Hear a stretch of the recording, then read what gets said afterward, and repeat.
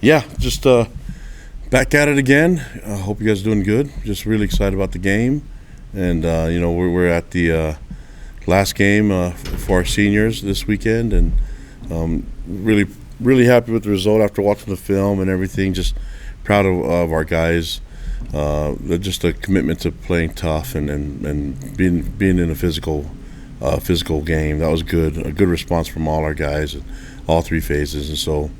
Looking forward to the momentum that we were able to create, and we need that going into this last game. And we knew going into that game that Cincinnati was going to give us their best shot. It was their senior night, and now we're here at our senior day and our senior game.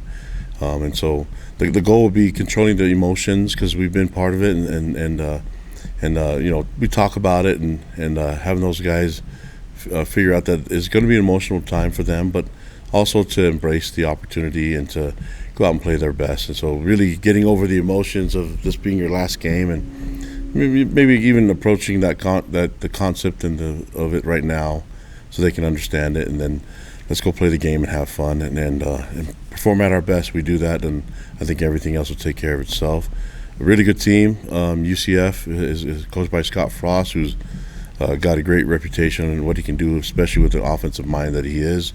He's had a lot of success at UCF, and this is his second stint. So, we can see on film they're a dangerous team, and that their roster's full of talent and skill and speed. And so, this is not going to be an easy game, but we feel good about getting the most out of our guys and performing at our best and seeing what happens.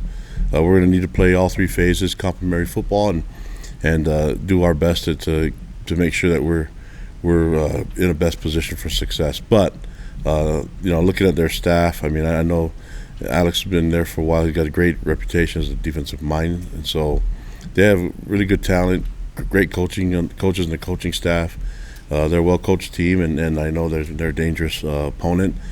You look at what's going on in the Big 12 conference. Nothing's easy, So you look at the games that happened over the weekend, a lot of tight games, and we remember being in a position where they're playing for a lot right now. They're playing for bowl eligibility, and we're playing for a lot too. So there's a lot riding on this game. Just want to find a way to go 1-0 this weekend. Keep focused on our opponent and stay humble, stay hungry, and away we go. Just kind of doing the same things that we've been doing and trying to keep the momentum going. So what questions do you guys have for me? We'll start off with Mitch Harper. Kalani, wanted to ask, just how your team came out health-wise. We saw, obviously, Chase, as you noted, after the game in Cincy that he took himself out. But the TV broadcast showed in the fourth quarter Bear kind of grimacing at times. How's your team health-wise heading into this final week of the regular season? Yeah, everybody's sore. I mean, Chase has got. I mean, obviously he couldn't go in the game, but we've got to make a decision on what's the best thing for him this week, and so. We'll evaluate that as we get closer towards the middle of the week. Bear's fine. The guys are tough, and LJ, those guys they're banged up. Everybody should be banged up right now in college football going into the last week, last game of the season, so the regular season. So we don't expect anyone to be 100% until we get to Saturday, but we're gonna have to practice hard this week. We got some sparring to do and get this team ready for this weekend, but the guys are banged up. That's the game of football. That's why we anticipate that happening, and we know it's going to be a painful process and part of it. So proud of the guys though. They'll find a way to get back and get healthy and be ready to roll. But mindset's got to be focused on working hard and getting it done. Then wanted to ask you. You said in your opening remarks that the momentum was built or gained from that win in Cincinnati. And in what areas do you feel like? Is areas of momentum going into this final week? Was it just solely the rushing attack, or what other areas did you see that you feel like is building momentum heading into this final week? Yeah, all of it. I just think physical momentum is what I care about the most. The guys were tough and strong. I mean, that's where you can always control that. You can't control what happens to the ball, and even if mistakes are made. We got to always bank on the fact that we're committed to going through a little bit of pain and sacrificing so we can get a win. And so that's the thing that I'll start with that. Everything else kind of works. I mean, you named them all right there. I was proud of the way the guys were able to do some things and create turnovers, take care of the football, run the ball, be physical downhill, and also run the ball outside. We were able to possess the ball. I mean, A-Rod doesn't get enough credit for what he's able to do as an offensive coordinator. I'm going to keep telling you that he's a dream if you're a defensive coordinator to have, because he complements, doesn't have an ego, and he's all about getting a win. So I love the way that the coordinators have worked together. That's with A-Rod, Jay, and K-Pop, and the way they were able to work in harmony. It reflects in the way the players work together on as a team in all three phases. Next question from Brandon Gurney.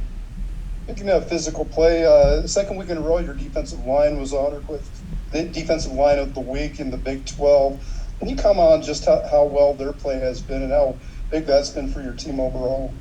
Yeah, I think the guys are understanding a lot of what they can do up front. We have a lot of young guys that are still learning and growing in the system, but it's also good to see leaders like Keanu and JT. Those guys do some wonderful things up front, and then you combine that with what Vil and Bodie and Clegg and Tausili and Nusi, all those guys in the mix, man. You get a bunch of guys with Anisi and those guys are all playing great football, and they're doing it at a high level. And I think you have to kind of look at their coaches too. They do some really good things together, man, and it's been nice. And I know a lot of the attention goes to the linebackers, but there's people in front of the linebackers making stuff happen and getting pressure on the quarterback and causing interceptions, things like that. Those guys have been able to create some chaos, and that's been nice to depend on. Speaking of Anisi, he came back with a big club on his hand. How limited is that, if any, and how big is his presence back in the line for you guys? I think he can only pick his nose with one hand now. That sucks, but he's effective. I mean, you can't use the club as a weapon, but I'm proud that our training room and our doctors could figure out a way for him to keep playing. But he's effective enough. Unfortunately, he can't use that hand, but he can use the rest of his body and to take up some space. But the club is definitely helping him just be on the field and stay safe. Next question from Jay Drew.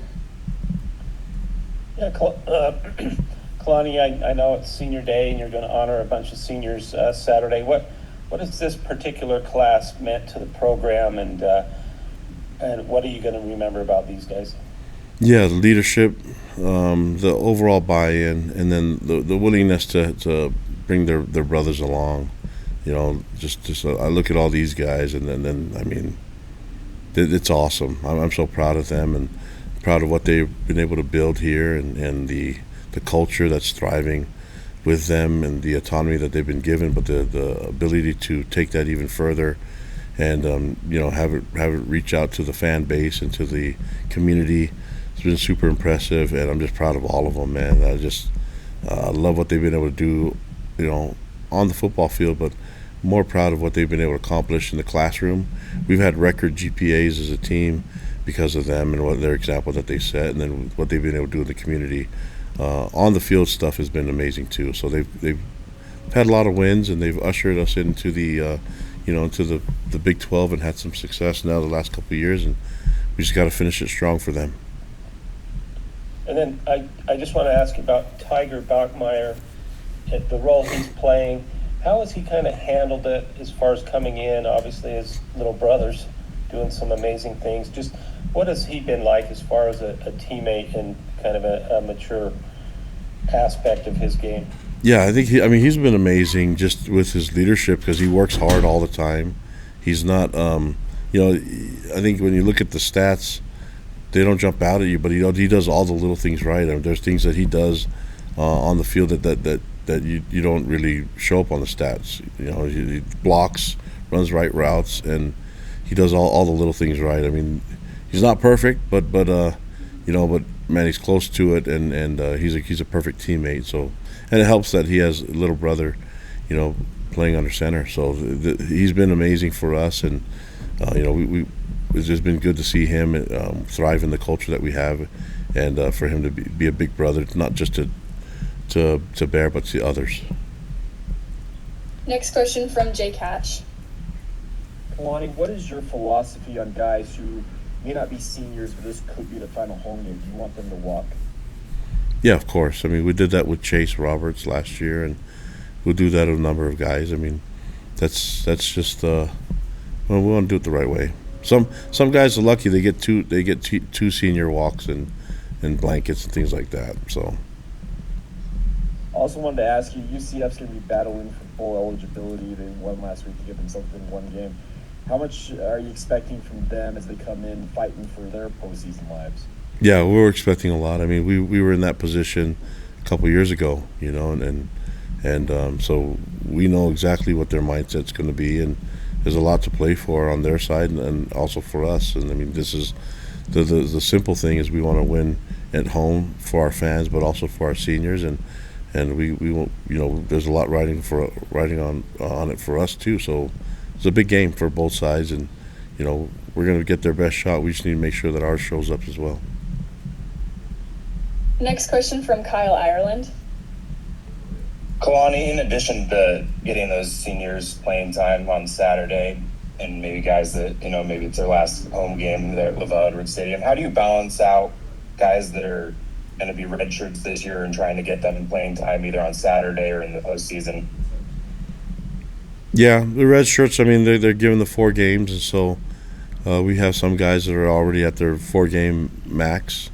And so those guys will honor their red shirt, and then if we are able to, they can play in the postseason. So that's what we're going to be doing. We everything's been we've been strategic about how much we want to use them and when, and we'll continue to do that. There's a number of guys that fit in that category. Next question from Mitch Harper. Kalani, you've had the chance to coach a lot of good running backs in your time at BYU, and LJ Martin seems to be the latest. What would you say has been the biggest difference in him this year compared to the past 2 years? I know he was a leading rusher for you guys the past 2 years, but what's been the biggest change for where he's kind of leveled up, it seems like? Yeah, I think he's still young. I mean, he's a true junior. So he didn't redshirt. He played right away.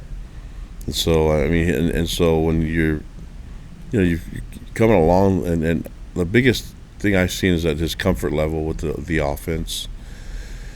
It's not he's not learning anymore. This is stuff that he knows really well, and then he's also giving some advice on what he wants and what he wants to do and type of runs that he likes. I mean, it's nice when we're in timeout and we can sit there and look at him and say, "What do you like?" And he's kind of like, "I like everything, but this is what we're good at." And so it's nice to have him be part of that. And when you're brand new to it, I think a lot of times you're still trying to learn it and you're just trusting it. Now he's owning it, and he has a say on what he wants to do and when he wants to do it. And so he wanted to run the ball a lot, and we gave him 32 runs. So I think we can trust him. He's a team leader.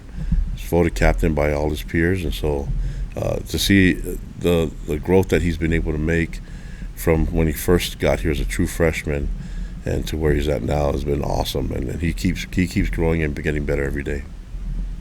And for guys like him, you noted he's a true junior. He might have a decision after this year. Do you and Coach Unga and Roderick, do you guys talk to him about where he's at as far as his thinking now, or do you wait until after the season to kind of cross that bridge? No, we've been talking about him and his situation the entire year. So